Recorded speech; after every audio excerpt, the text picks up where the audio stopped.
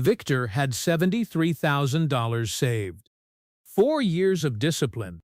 Cut the subscriptions, skipped the vacations, maxed his 401k every single year without fail.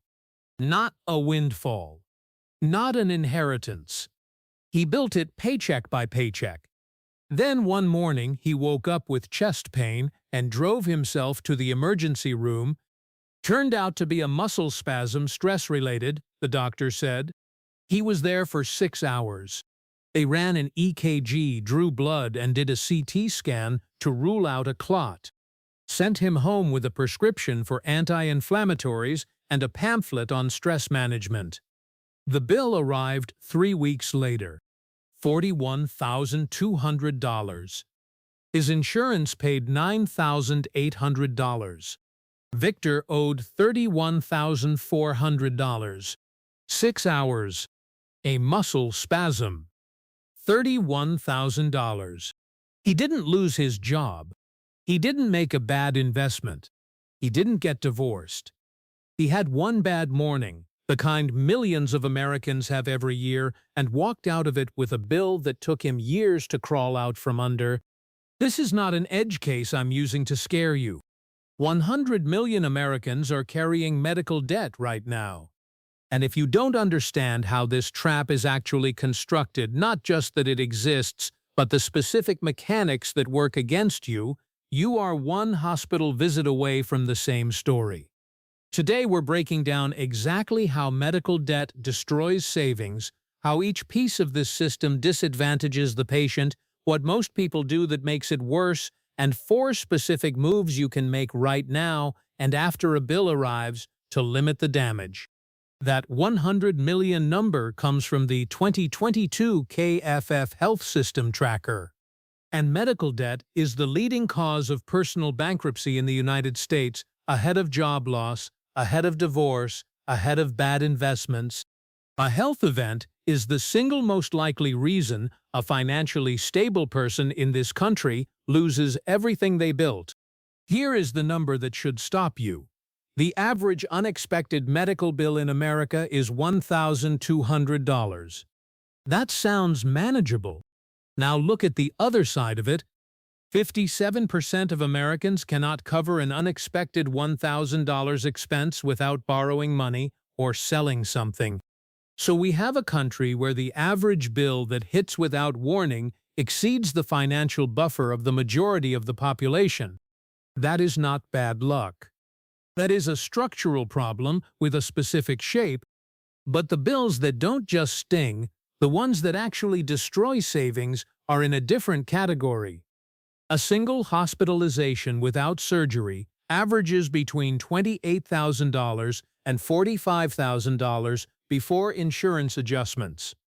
Add surgery, and that number runs between $85,000 and $150,000.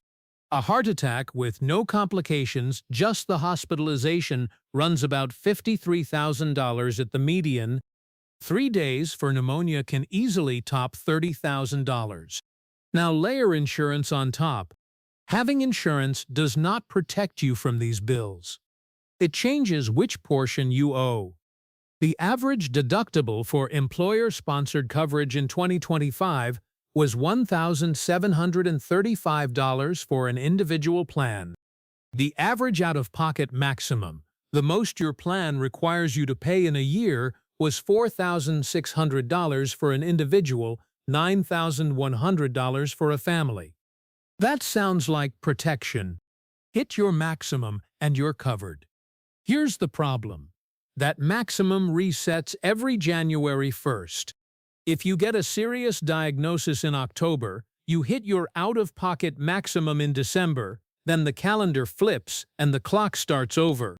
Same illness, same hospital, same treatment, and you owe the full deductible again from scratch.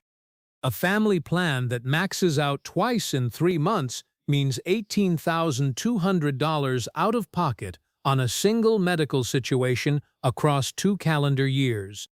And that assumes everything goes exactly as the plan describes.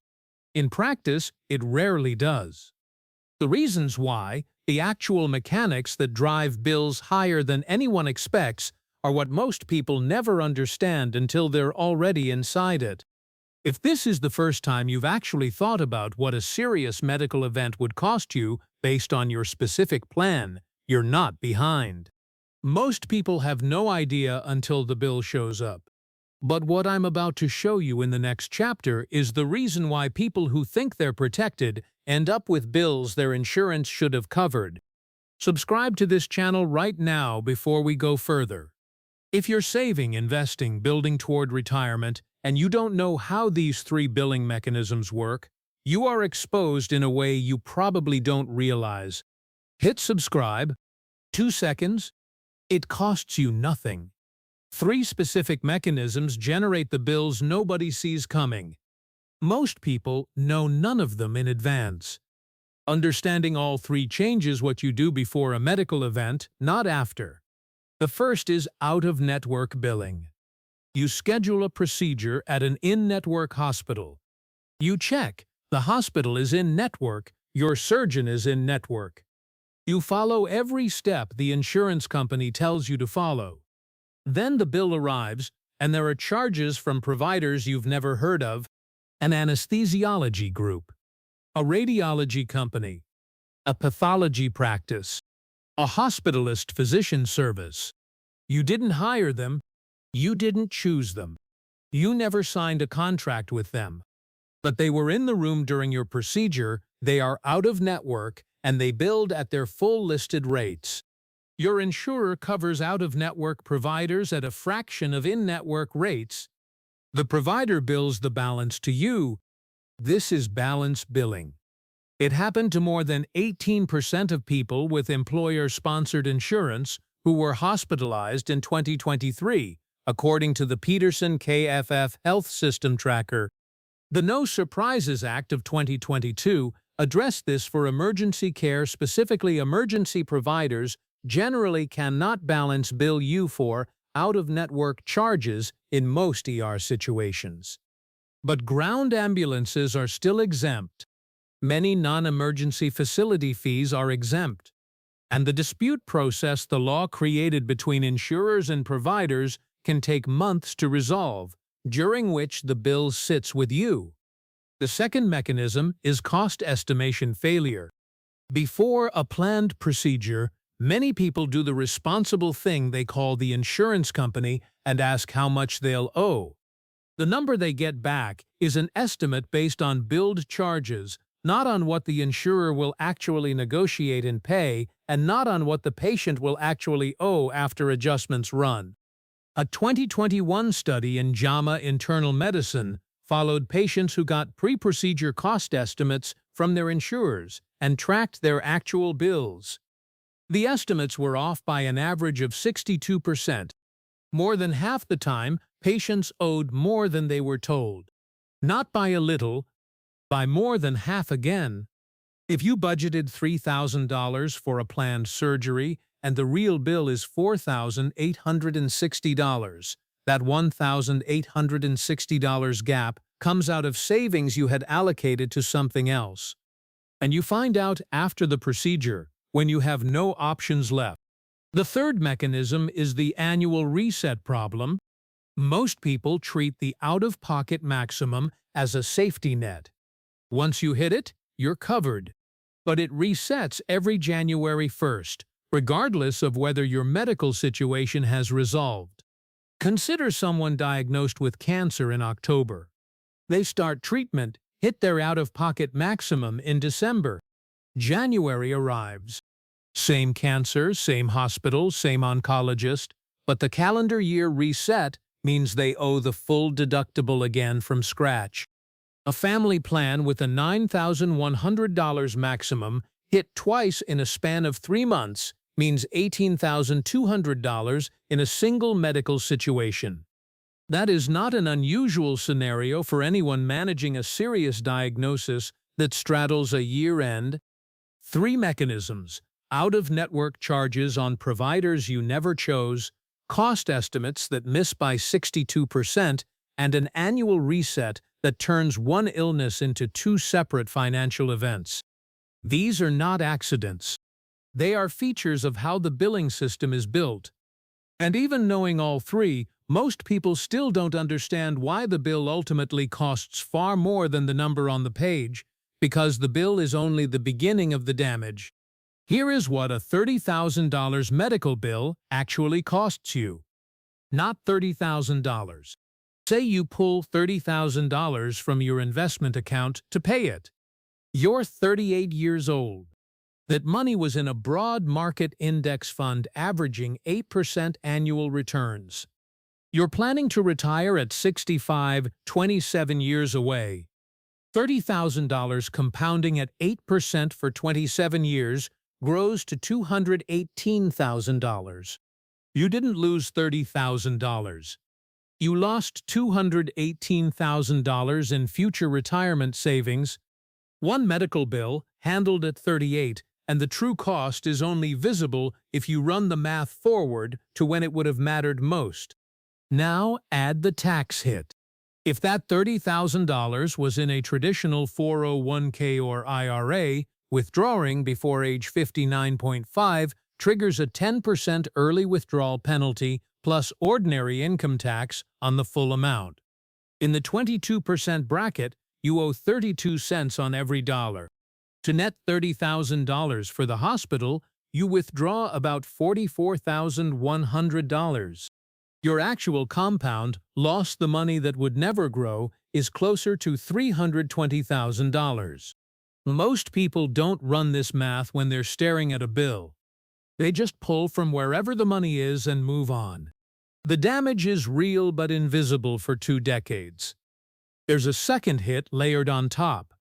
A $30,000 medical bill on a hospital payment plan when you don't have cash on hand typically runs between 9% and 12% interest if the hospital hands it to a financing company. At $500 a month, you spend about 6 years getting to zero and pay roughly $6,000 in interest on top of the original balance. Meanwhile, that $500 a month is not going into your investment account. At 8% returns over 6 years, $500 a month compounds to about $45,000. That is additional retirement wealth you didn't build because the cash flow was going to a medical financing company instead. The bill was $30,000. The total cost, fully accounted for, lands somewhere between $218,000 and $350,000, depending on where the money came from and what you didn't invest while paying it back. This is why medical debt is different from other kinds of debt. A car loan costs you interest. Medical debt handled incorrectly costs you compounding. The most expensive money you will ever spend is retirement savings withdrawn at 38 to pay for a hospital. But here's the thing. The reason people end up paying the worst possible way is almost always because they didn't know, in the first 48 hours after the bill arrived, that better options existed. Before I walk through the 4 moves, if the billing error stat hit you, that 80% of hospital bills contain errors, tap the like button right now. Not just for the algorithm, because it tells me this is the level of detail you want, and I have a full video coming on how to dispute a medical bill step by step, including a word-for-word script for the phone call. Like this video, and I know to prioritize it. When a large medical bill arrives, most people do one of 4 things. 3 of them make the outcome significantly worse. 1 actually helps. The first mistake, paying immediately with a credit card. This is the most common first response, and it is almost always wrong. Medical providers, hospitals, physician groups, and surgery centers are required under CMS regulations and most state laws to offer payment plans. Zero-interest payment plans in many cases. When you hand over a credit card number, you lock in whatever rate your card carries, often 24% to 29% in 2025, and you give up your negotiating position before the conversation has started. The second mistake, assuming the bill is correct. Medical billing errors are common enough that an entire industry of professional advocates exists to find and recover them. A 2020 study by the Medical Billing Advocates of America found errors in roughly 80% of hospital bills they reviewed. Common errors include duplicate charges, incorrect procedure codes, charges for services not received, the wrong insurance applied, and observation status billing, where you were in a hospital bed overnight but billed as an outpatient because the hospital classified you as under observation, which carries significantly higher out-of-pocket costs than inpatient status for an identical stay. Before you pay $1 of any large hospital bill, call the billing department and request an itemized statement, every line, every code. You have the right to this document. Give yourself at least 30 days before making any payment. The third mistake, not asking for a discount. Hospitals negotiate bills downward constantly. The sticker price on a hospital bill, the charge master rate, is seldom what the hospital expects to collect. Medicare pays a government-set rate well below the charge master. Medicaid pays less. Private insurers negotiate rates that typically run 40% to 60% below it. If you have a remaining balance after insurance, you can often negotiate the same reductions a large insurer receives. Every nonprofit hospital that accepts Medicare or Medicaid is legally required under Section 501R of the tax code to have a financial assistance program. These programs are not advertised. You have to ask. Income limits vary by facility, but many reduce or eliminate bills for households up to 400% of the federal poverty line, which in 2025 means a family of 4 earning up to about $124,000 may qualify for at least some level of assistance. Most people never ask. They see the number, panic, and either pay in full immediately or do the fourth thing. The fourth mistake, ignoring the bill entirely. This feels like a strategy in the moment. What actually happens, the balance goes to a collection agency after 90 to 180 days. Once it's there, it can affect your credit score, generate additional fees and interest on top of the original balance, and make it harder and more expensive to borrow for a mortgage or anything else. The bill doesn't disappear. It gets bigger and more expensive to resolve with every month it sits untouched. These 4 moves work in this specific order. Don't jump to move 4 before you've done the first 2. Move 1. Audit the bill before you pay anything. Request an itemized statement the moment the bill arrives. Call the billing department, use certified mail, whatever it takes, get the document. Look for duplicate charges, incorrect procedure codes, charges for days you were not in the facility, observation status versus inpatient status discrepancies, and any charge for a service you do not remember receiving. If you find errors, the odds are high that you will dispute them in writing. Use certified mail so you have documentation. Keep copies. Billing departments can be slow to respond. Follow up every 15 to 20 days until you get a written resolution. Move 2. Apply for financial assistance before you pay anything. Ask the billing department directly, do you have a financial assistance program and how do I apply? This one question changes the outcome of many medical debt situations. The application typically requires proof of income, a recent tax return or pay stubs, and takes 2 to 4 weeks to process. Do not make any payment while the application is pending. Any payment made before the determination could complicate the calculation of what you still owe. Move 3. Negotiate a lump sum settlement on the remaining balance. Once you've audited the bill and have a financial assistance determination back, you can negotiate the remaining balance.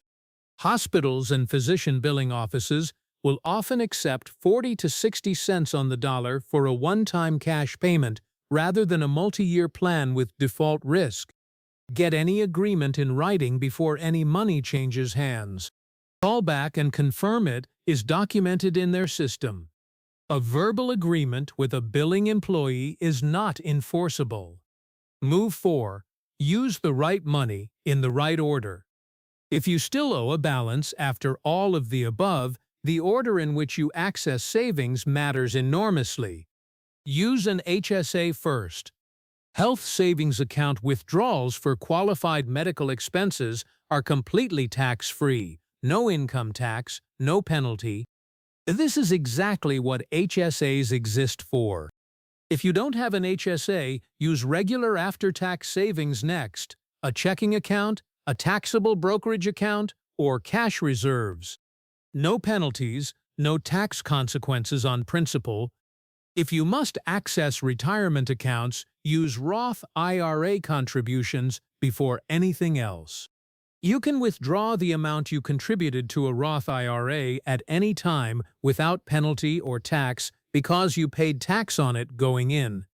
The earnings stay invested and keep compounding. The last account you should ever tap is a traditional 401k or IRA before age 59.5. The 10% early withdrawal penalty plus income tax makes it the most expensive money you have. Use it only when every other option is exhausted. HSA first. After-tax savings are second. Roth contributions third. Pre-tax retirement is a last resort only. Victor's situation was recoverable. He just didn't know any of this when the bill arrived. He paid immediately with his credit card. He never requested an itemized statement. He didn't know financial assistance programs existed. He paid the full $31,400 at 26% interest and spent 4 years getting out from under it. Total cost with interest, $43,600. If he had worked through the 4 moves in order, the realistic outcome looks different. An audit catches a few thousand errors. Financial assistance reduces the balance by 30% to 40%. A negotiated settlement brings the remainder down further. He pays from a taxable savings account, not a credit card. A $31,400 bill becomes $12,000 to $15,000 out of pocket. Still painful, but not 4 years of compounding interest destroying the momentum he spent years building. One conversation with the billing department. One question about financial assistance. Tens of thousands of dollars in difference. Medical debt is predictable. The mechanisms that generate it are knowable. The moves that reduce it are learnable. The people who get hit worst are almost always the ones who just didn't know the system well enough to navigate it differently. You now know the system. Subscribe to this channel if you want to keep building the financial knowledge that protects what you've already built. Not just investment tips, but the context that tells you what to do when the system is working against you. Next video, how to read an explanation of benefits, the document your insurance sends after every claim, and how to know within 48 hours whether your insurer paid what they owe or shorted you. That one skill alone can recover thousands that most people leave on the table. It's coming this week. Subscribe so you're here when it drops. And leave a comment below. Have you ever received a medical bill that was larger than you expected? Tell me what happened. I read every comment, and what you share shapes what this channel covers next. I'll see you in the next one.